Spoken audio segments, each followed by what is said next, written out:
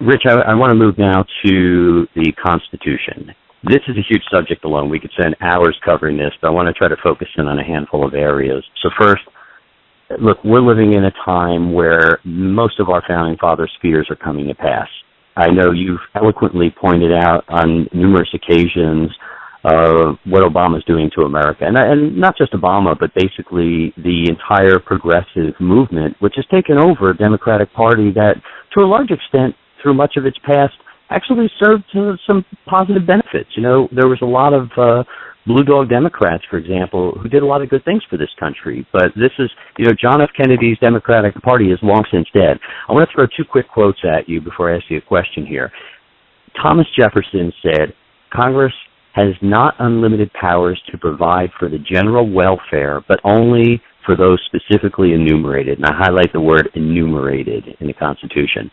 John Adams said, "A constitution of governance changed from freedom can never be restored. Liberty once lost is lost forever."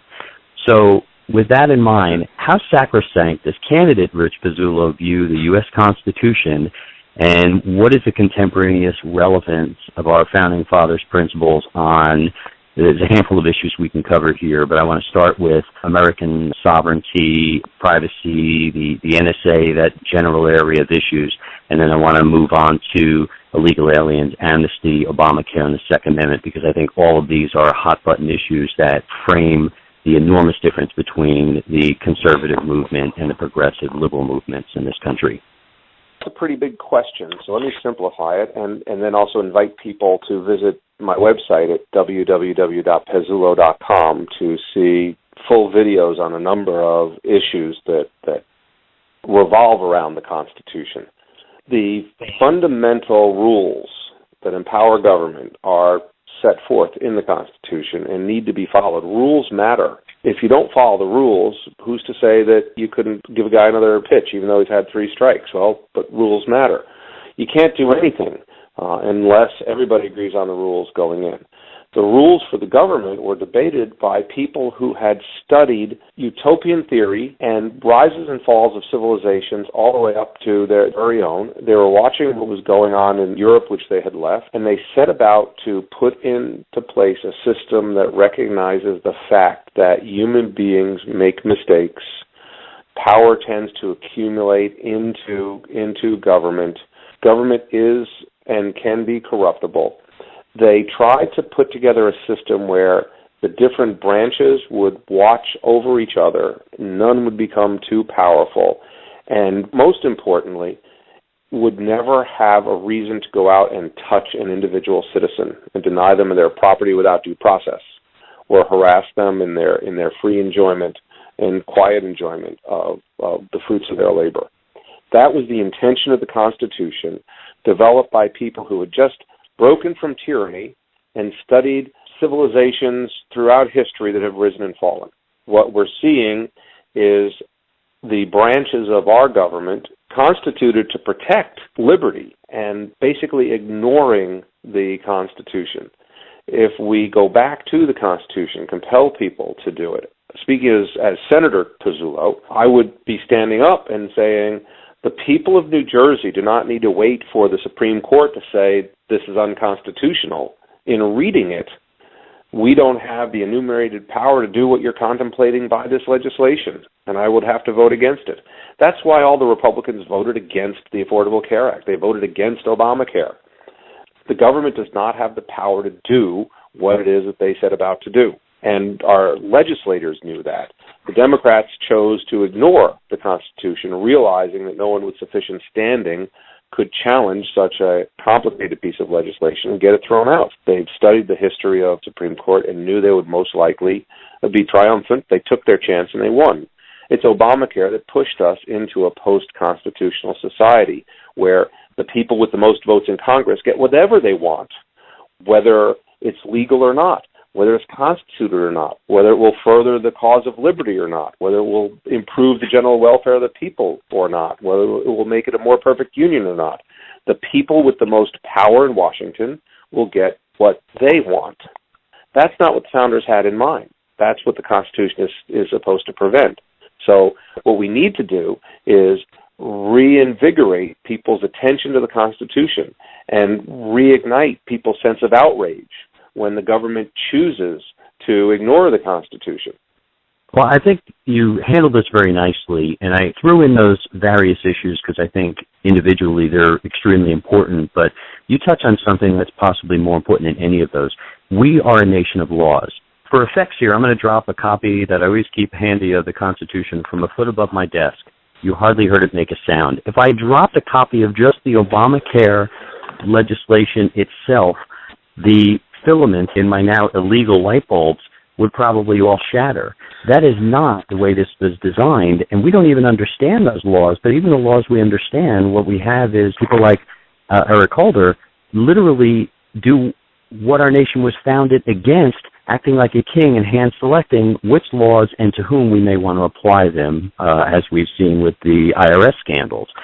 One of the biggest concerns I have here, though, is on top of all of these issues that we've seen between the government, federal government taking away from states' rights, we now have a federal government that wants to go one step further with the help of George Soros and similar monies to give away U.S. sovereignty to international bodies. So we're going to go to foreign policy momentarily, but I wanted to point that out because if you look at any one of these issues, they're all important. I know there's one you've spent a lot of time on, so I want to take a moment to dive into that, the Second Amendment, and why that one in particular is so important to protect all others, and what you have and what you will continue to do to protect that one. I know that's very important to American and particularly New Jersey conservatives.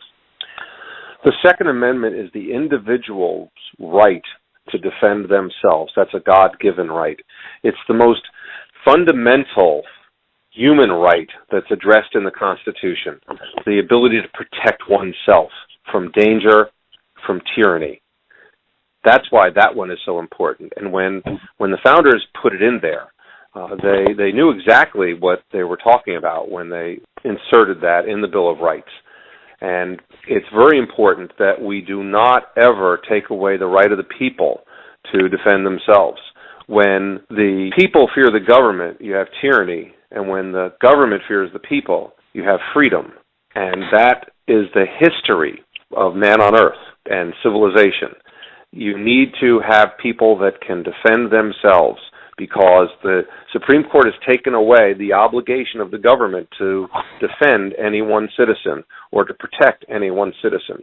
That responsibility falls upon the individual, and it is incumbent on the individual to responsibly maintain the means by which they can defend themselves and their family.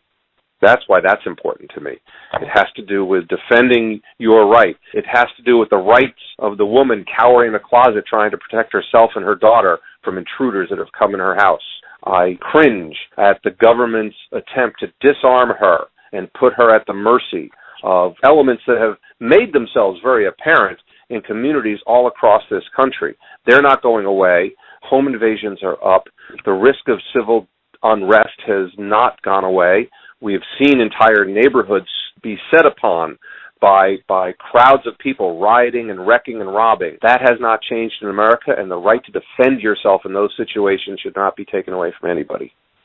Now, what's interesting, by the way, is I just saw a meme on Facebook this morning which pointed out, and I see this a lot of times from liberal friends, I'm sure you're probably seeing the same one, and it basically points out, the small double-digit numbers of people dying by handguns in countries like Japan and Switzerland or Israel, and then it points out the thousands in the U.S., and while we can talk about gangs and where those are actually occurring, we've covered that in detail, I just want to remind our listeners that while nothing is perfect, many people die driving, some people go to the hospital to be healed and end up dying from an infection, but the reality is for every individual that may be killed by a lunatic who gets his hand on a gun, of which no law will prevent, what we do prevent in this country is something history has shown continuously throughout the eons, which is endless killing fields perpetrated by governments upon their people. And I think that, to me, I'm willing to take the small risk to prevent the large risk. I don't ever want to see killing fields occur in this country, as we still see daily occur all around the world, Rich. Well, that's true, and I share that sentiment. The absurdity of the gun control legislation to reduce risk is highlighted in the New York City subways, where you see people advised to stay away from the edge of the platforms. Do you know why? Hundreds of people are killed by subway trains every year because people push them off in front of the trains, or they're killed accidentally by trains. Now, thousands of people are served by trains every year, but because hundreds of people die, should we restrict trains? Should we get rid of subways because some people might die? No, they serve and protect more people than they claim lives. And the people should have the responsibility of acting responsibly with powerful things like trains and guns. They shouldn't be denied them and all the benefits that come with them. Yeah, and I don't know if you saw, by the way, Rahm Emanuel talking about infringing on the Second Amendment. Rahm Emanuel now wants to videotape all gun sale purchases. But we'll move on from there. Quickly, let's touch on illegal aliens and the amnesty issue versus, let's say, H-1 visa program as an effective tool. What are your feelings there? You have to kind of twist your head around it to get H-1 visas together with illegal aliens and amnesty, unless you're talking about the broken in-out system that is supposed to be fixed and is not funded. Most of the areas addressed by the omnibus immigration package are not addressed. They're talked about but not funded. We did this exercise in the 80s. We need to be enforcing the laws that are already on the books and dealing with the unanticipated consequences that came from there that we choose to ignore. We need to build the fence that was called for in 2006. Since that time, we've been able to turn my cell phone into a TV set, but we have not been able to build an effective fence across the southern border. We need to get the government obeying the laws that are already in place. And then we can start having a longer conversation about modifications of the system. Do we have to change quotas? Maybe. Do we have to certainly improve the effectiveness of our application and clearance process to get rid of the 4.2 million application backlog? Yes. Do we have to put teeth in the existing law to make sure that there's ways that Congress can ensure the president will obey all of it? Yes. That's what we have to do with immigration. While I'm on this subject of the executive branch choosing which laws they'll enforce and which ones they're not, I have to talk about Lincoln for just a second, because Lincoln said, a house divided among itself cannot stand. And that is true. But what he said next, I also agree with, and it was in a Senate debate, which is why I'm using it in this race. Lincoln said, but I do not believe that this house will fall, meaning that the country will not disintegrate. And I agree with him on that, too. What he has said next is extremely prescient. But it will become all one way or all the other. Right now, the big divide in this country is whether we are going to be a nation where the government and the privileged few can choose how much they'll take from whom and to whom they'll give, which laws they will enforce and which ones they will not, or are we going to be a country constrained by the limits of the Constitution where men are bound by laws and otherwise free to quietly enjoy the fruits of their labor?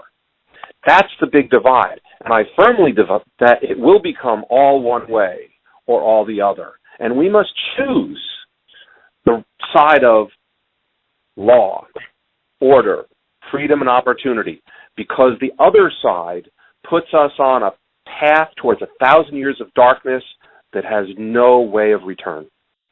Well, Rick, I just heard you describe today's Russia versus the America that won World War I and World War II. And I think there's a very clear decision to be made there on which side you and I and most Americans would rather participate in.